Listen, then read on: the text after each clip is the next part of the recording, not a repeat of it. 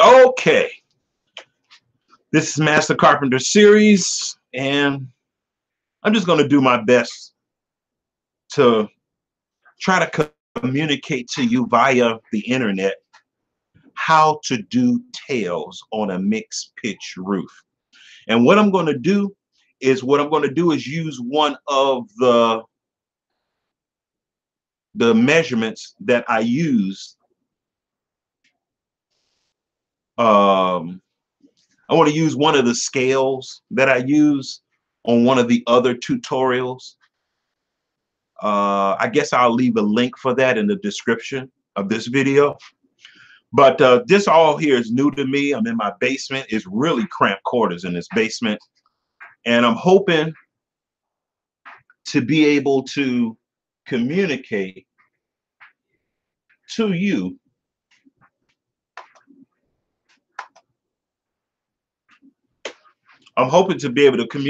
you as clearly as possible the measurements that I have. Okay. And I'm going to edit this video and say live tutorial. Okay. Just bear with me for a moment. Sorry, I'm so unprepared. All of this is new to me. Doing this on the internet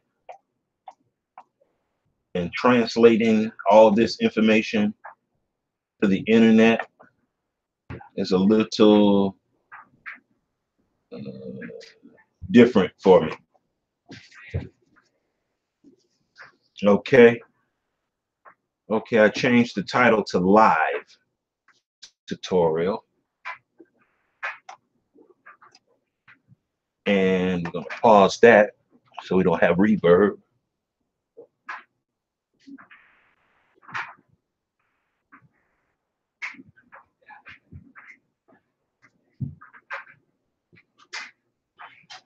Hey, Judge Real, when you get through, Melchizedek, when you get through, come down the stairs. So I need you to do a little organizing for me so I don't have to keep getting up.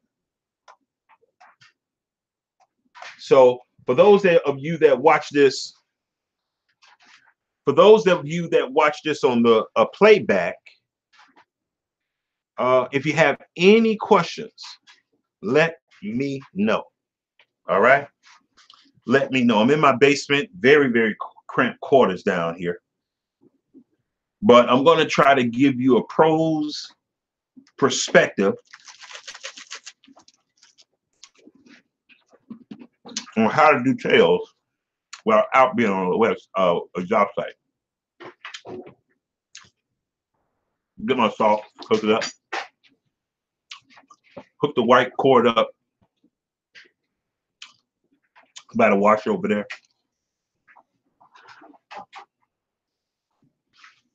So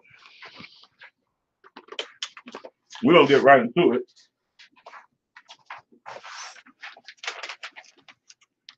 So what I want to do is find some measurements for a video I already have uploaded on YouTube on this channel that you can see.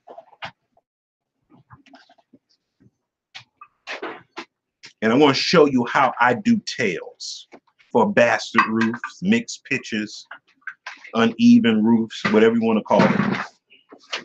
So I got to find the right one here. And I know you're not going to be able to see this real clear because this is written in pencil. I want to try to find one that is written in ink, though.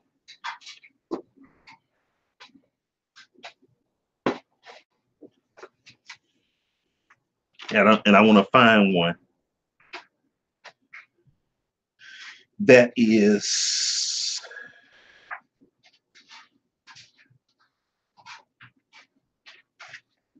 a tutorial.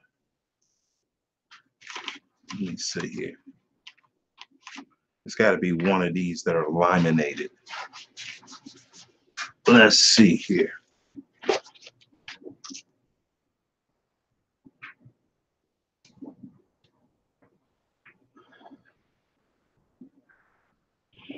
And the only lumber I got here, stock lumber I have here is a crooked 2x4. So we're gonna do our best with what we have. Okay. I wish I had a 2x4 and a 2x6 because I would use the 2x6 for the hip because the hip is, you know, a thicker stock. But I'm going to give you that. Maybe today we'll just line up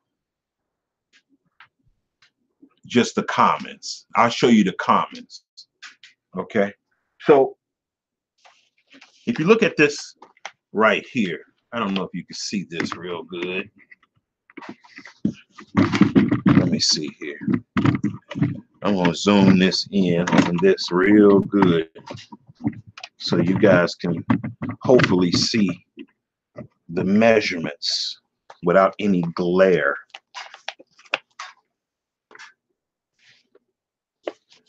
Okay.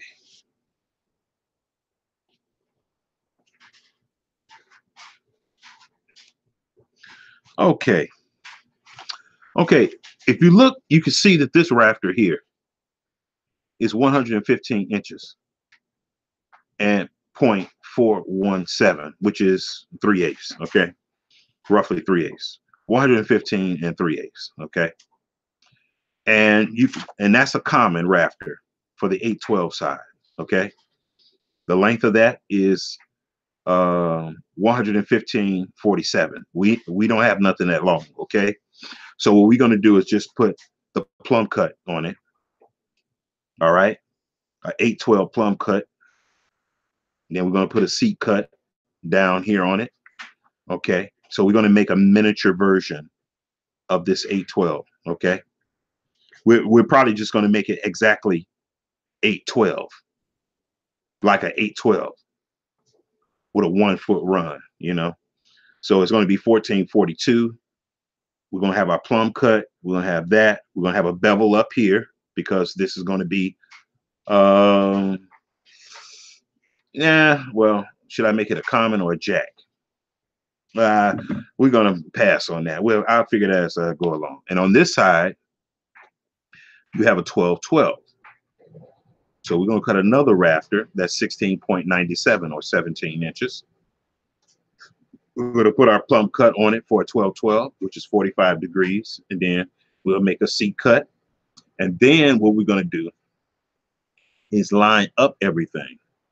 Now you can see here, you can see right here, okay, it says 5.333.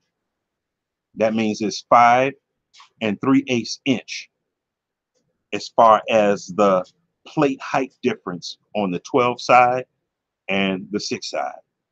The 1212 side is always usually going to be higher. As a rule, it's going to be higher than the 812 side, okay, because it's a steeper pitch. But the overhangs are going to line up. So we want to see what is our overhang for this roof. All right. The overhang for this roof, I have to look at this. Hold on a second. I think it's 16 inches. Oh, okay, I see. I got it now here. I'm about to call him. Jezreel. Melchizedek.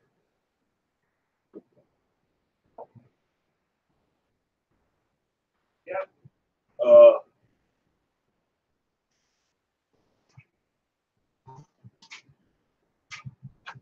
No, the red salt. Unplug that one. Oh, put the that magnesium salt. Yeah, it was way too heavy for me. I don't like fooling with that salt. That Harbor Freight salt. That's for greenhorns, not for master.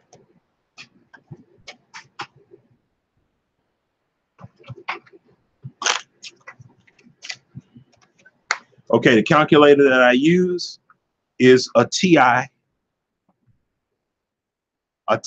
30 XA. You can find this calculator for $6 to $10 on or offline at Target, at any place you can find this. It's just a beautiful, simple, basic calculator, very inexpensive. I have 3 of these. Okay, as backups, just in case. And I've never needed to use the other backups, but just in case, I have 3. You know, because they're just so cheap. It's good to have them. My children use them at homeschool and everything. So okay. Now, the reason why I need my calculator because I need to see what was the overhang.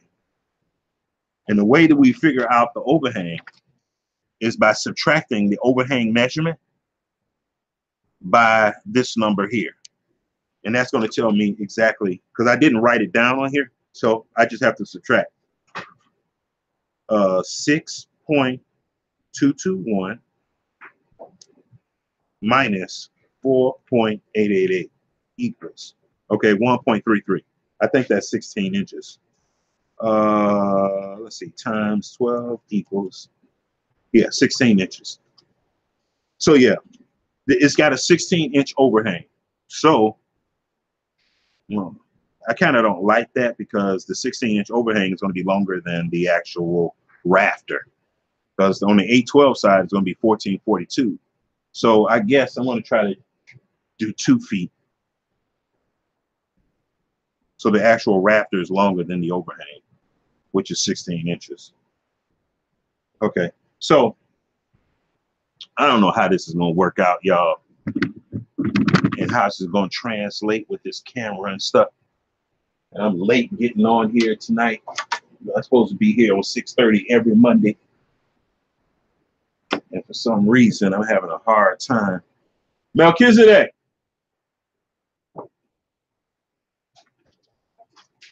Could you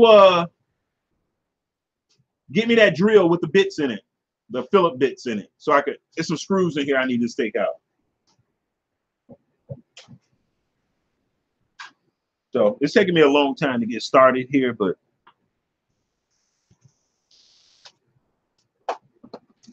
just hang with me for a moment.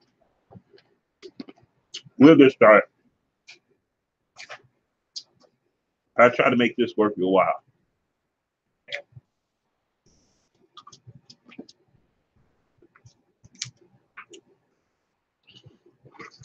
This thing got some screws in it that I don't want to cut. And I don't want them to be obstructions in the way. So I want to take them out.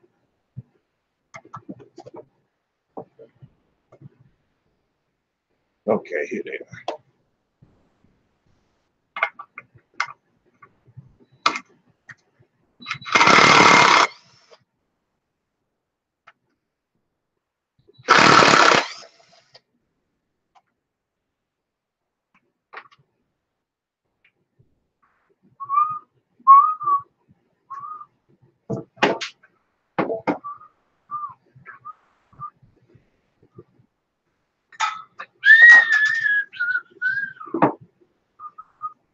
Okay.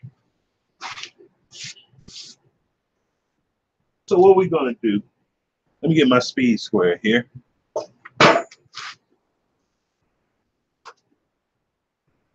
And a pencil.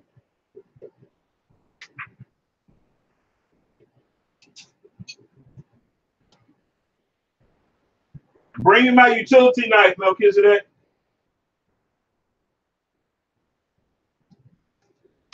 Oh, I got it. I got it. Okay. I'm going to sharpen this pencil.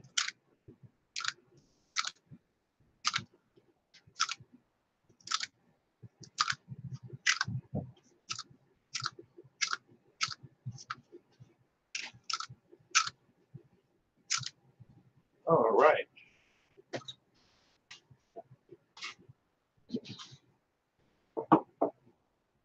Okay, so I want to make sure y'all are able to see exactly what I'm doing and that the lighting is on point here. All right, because I want y'all to have the best possible bird's eye view of how I'm doing this. Okay, so we're going to do the 812 first. All right, so you put your speed square on here. You got your common. and your hip valley cuts right here. Your hip valley cuts are these numbers. Your common cuts are these numbers here. Okay.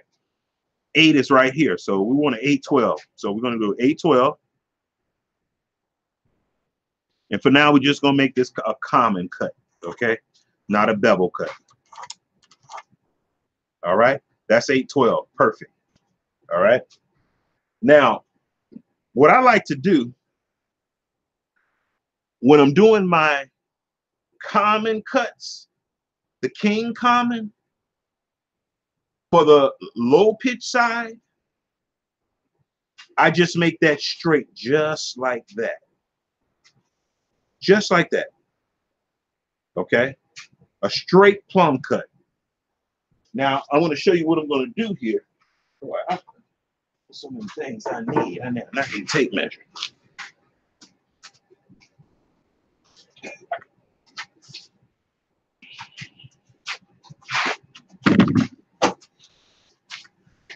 Okay.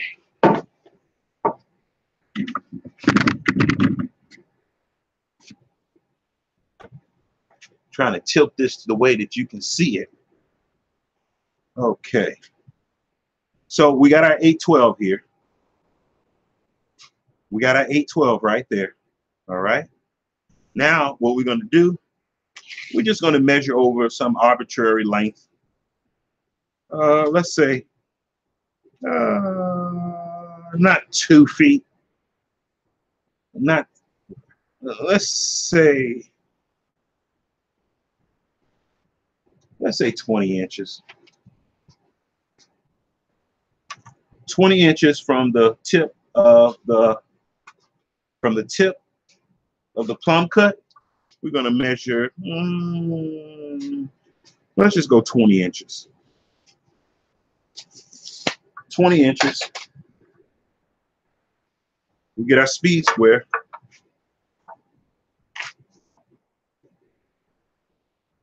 And we go 812 again with a plumb cut, a plumb mark on the side. All right. That's for your bird's mouth. All right. Now what you're going to do is make it for a seat cut. The way I want to do this, we're just going to do 3 inches. Okay. We're going to do 3 inches. We're going to square it over.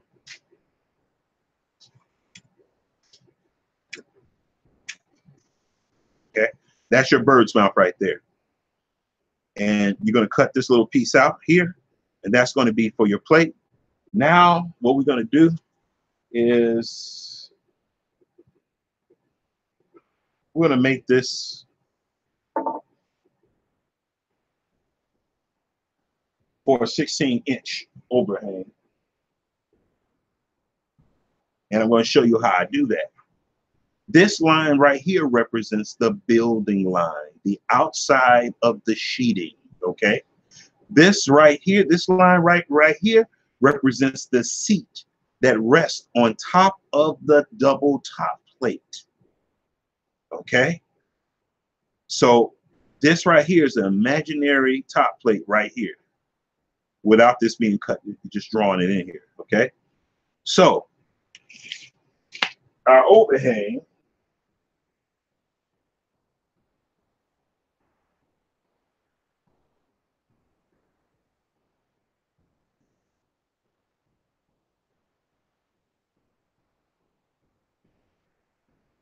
okay, a framing square would be useful now,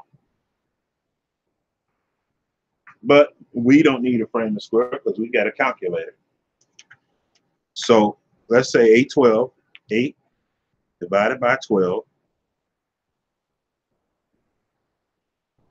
equals times 16 equals 10 5/8 or 10.666. So that's basically 10 5/8. So from here, we go 10 5/8. Oh, wait a minute. Did I do that right? 8 divided by 8 divided by 12 equals times 16 equals. Yeah, that was right. 10.666.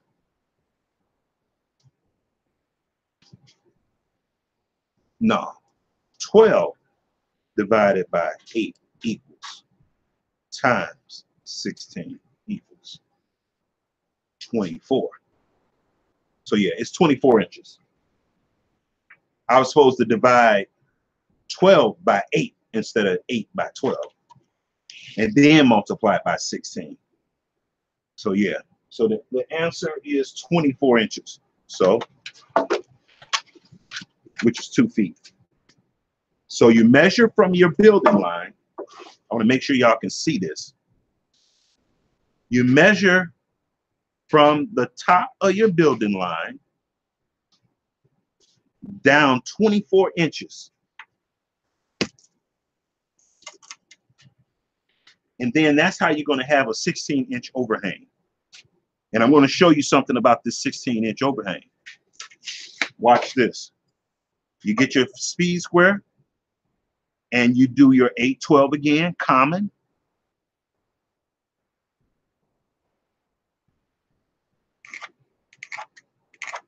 Now, that line represents the outside of the subfascia. So you have to deduct another 1.5 inches. So what you do, you measure for 1.5 inches, 1.5 inches, and you make another 812 mark, because that's the thickness of the subfascia. You see that? That's 1.5 inches right there. Is that right? Yeah, that's 1.5 inches. So what we're going to do, I'm just going to draw the 2x4 on here, just to illustrate to you,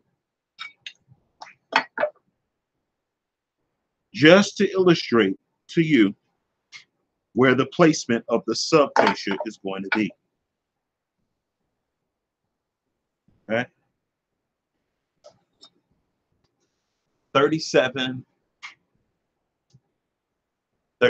degrees.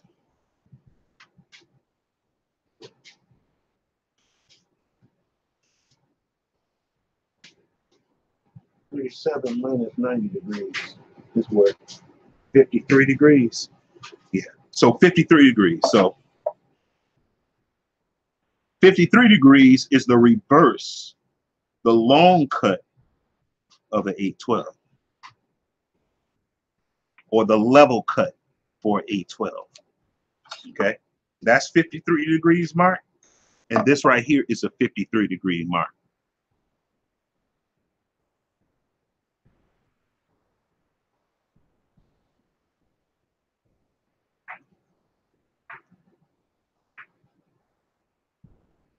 '53-degree mark there.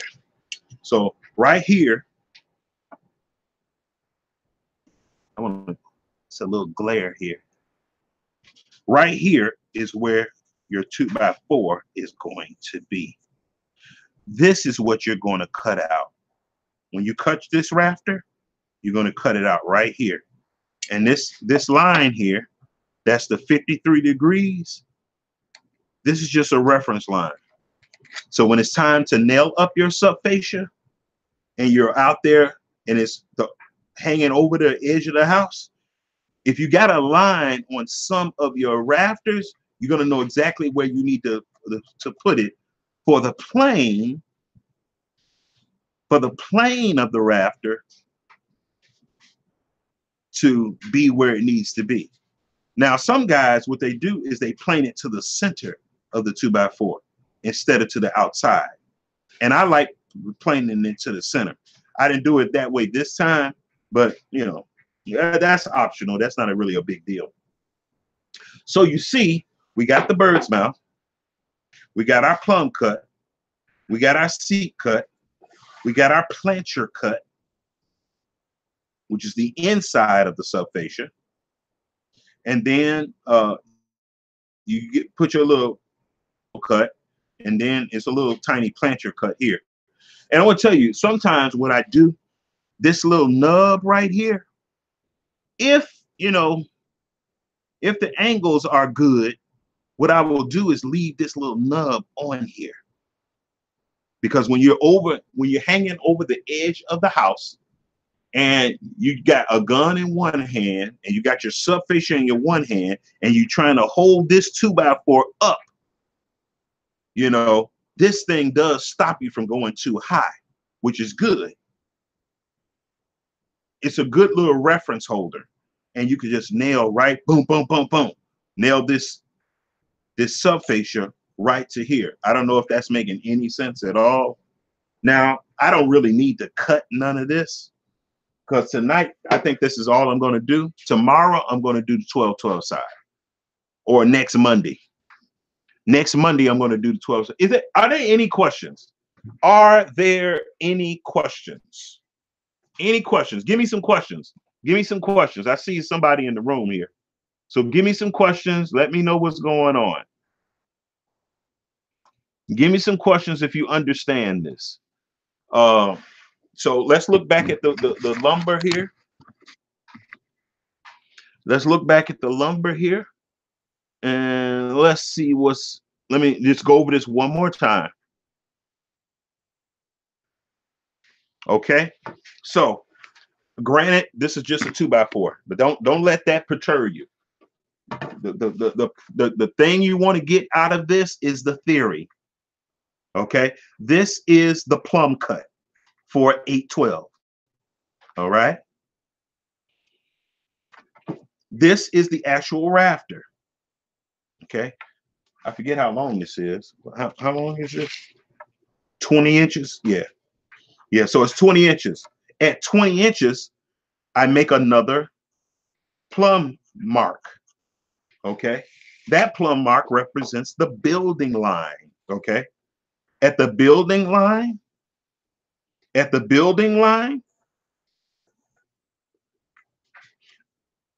I go down 3 inches and I make a plumb cut. Not a plumb cut, but a level cut.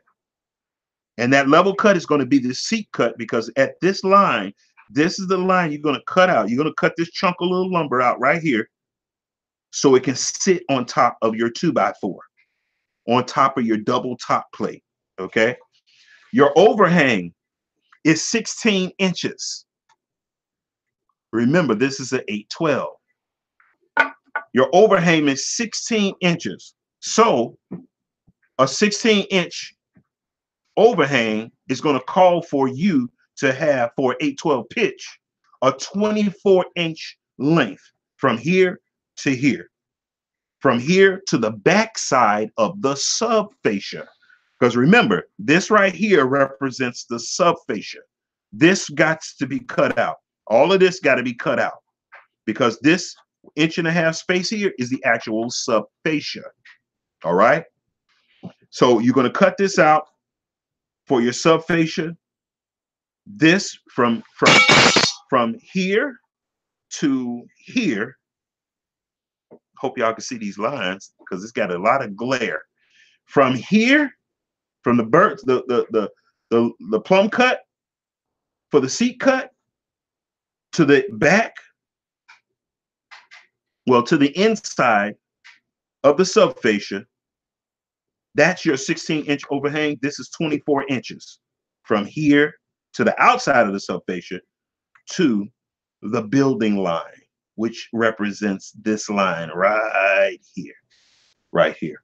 Okay, so I think that's all I'm going to cover tonight, because it looks like some of my subscribers are not getting my notifications for whatever reason. I don't know if they click in the bell, and after you click the bell, you have to also, they prompt you to, if you want to see all the content for this video. So you have to click that to be able to get all the content. So that's all we're going to do for this week. Next Monday, we're going to hit it again. And we're going to do the 12-12 side. Okay. I want to explain that. And maybe next week, I will then show you how to match up the uneven pitches for the 812 side and the 1212 side. Cut this one out, and then have some 2x6 material for the hip, just so you can see how it all lines up. I might even try to even get a mock-up too, so I could put all three of them together so you can see how they go together. But anyway, this is Master Carpenter Series with Lewis Thomas. Thank you for joining me this week. Please comment, share, like, share with your fellow tradesmen, share on Facebook, share, help me build this channel. I need help building this channel because I don't know what in the world I'm doing. I'm not a videographer or anything like that. So, but anyway, you all take it easy. Thank you for joining me, and thank you for the appreciation that you all have been giving me. I really appreciate the outpour of support from the subscribers that I do have, which is not many, but I do appreciate it greatly. It is very, very encouraging. Thank you very much. If you have any questions about any of these videos, I don't care how old they are, on my channel, please, I love questions about figuring roofs. If you have a project that you're working on, let me know. I can help you. I could definitely help you with any type of roof you got. All right. And give you some point. It don't matter how big the roof is. It don't matter if it's a pole barn. It don't matter what it is. I can help you with it. I can help you design the roof if you want. But anyway, you all take it easy and have a wonderful week. Shalom.